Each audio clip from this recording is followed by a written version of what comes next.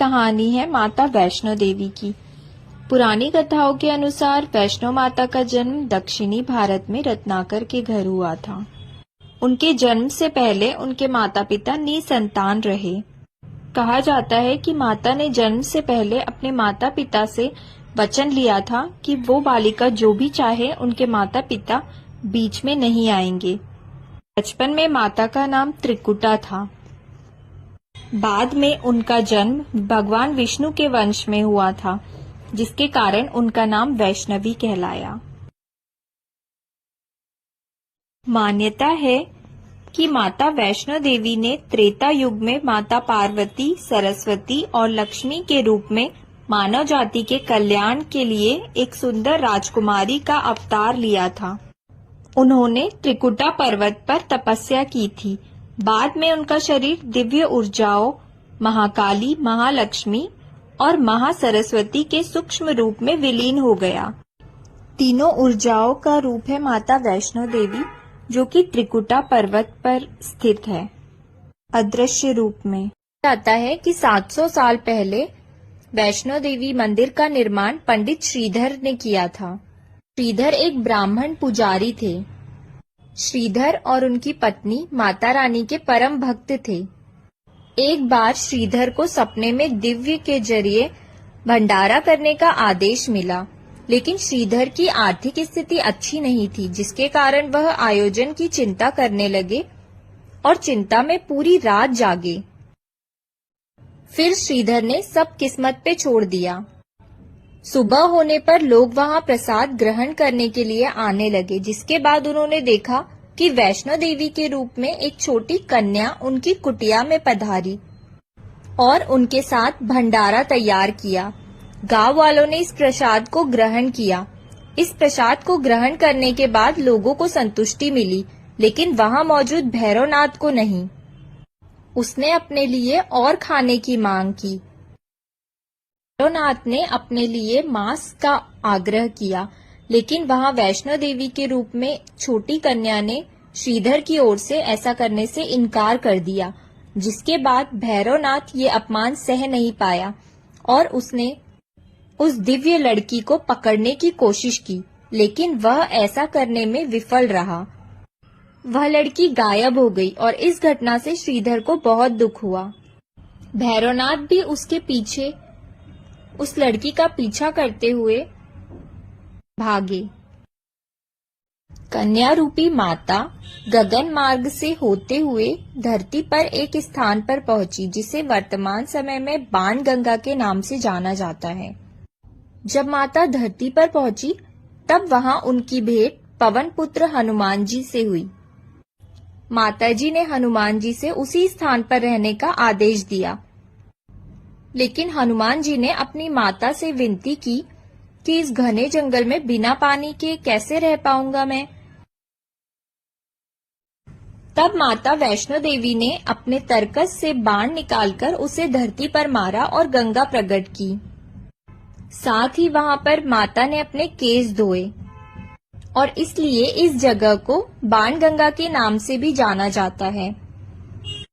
बाणगंगा से थोड़े से आगे माँ वैष्णो देवी ने अपने चरण चिन्ह छोड़े। वह जगह चरण पादुका के नाम से प्रसिद्ध है। कहा जाता है कि वहां से पलटकर माताजी ने भैरव बाबा को देखा था। जब भैरवनाथ माता वैष्णो देवी का पीछा करते हुए त्रिकुटा पर्वत तक पहुंच गया, तब माता रानी ने विश्राम करने के लिए अर्धकुंवारी गुफा को चुना। माता ने इस गुफा में 9 महीने तक तपस्या की थी। अर्धकुंवारी गुफा ने माता रानी की उसी तरह रक्षा की थी जैसे एक भ्रूण अपनी मां के गर्भ में सुरक्षित रहता है। इसी कारण इस गुफा को गर्भजून नाम दिया गया। और ये मान्यता है कि जो महिलाएं इस गुफा में आती है, उन्हें गर्भावस्था में कभी भी किसी मुश्किल का अनुभव नहीं होता है। 9 माह तक माता ने वहीं पर तपस्या की और जब तक माता ने वहां तपस्या की, हनुमान जी ने पहरा दिया। भैरवनाथ वहां पर भी आ धमका। तब एक साधु ने भैरवनाथ से कहा तू जिसे एक साधारण कन्या मान रहा है वो आदि शक्ति जगदम्बा है। उस महाशक्ति का पीछा छोड़ दे, वरना अच्छा नहीं होगा। लेकिन साधु की बात भैरवनाथ ने नहीं मानी। इसी बीच माता रानी गुफा के दूसरी ओर से मार्ग बनाकर बाहर निकल गई। इस गुफा में प्रवेश द्वार पर माता रानी की चरण पादुका भी मौजूद है और इसे आदि कुमारी भी कहा जाता है। जैसे ही माता रानी गुफा से बाहर निकली, उन्होंने देवी का रूप धारण कर लिया। उन्होंने भैरवनाथ से वापस जाने के लिए कहा, लेकिन वह नहीं माना।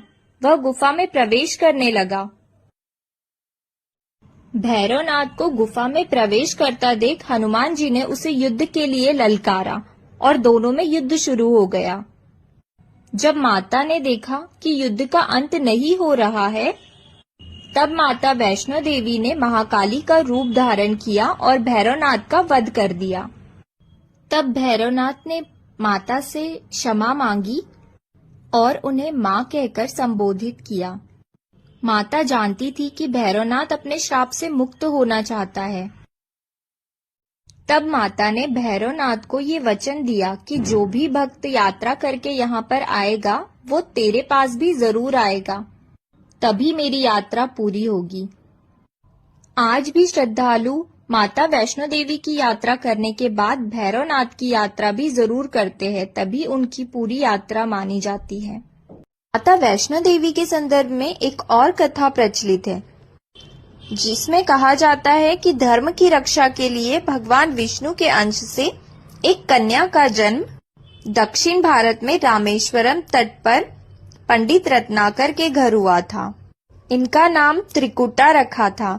9 वर्ष की उम्र में जब इन्हें पता चला कि भगवान विष्णु ने राम के रूप में अवतार लिया है, तब देवी त्रिकुटा ने राम को पति के रूप में पाने के लिए तपस्या शुरू कर दी।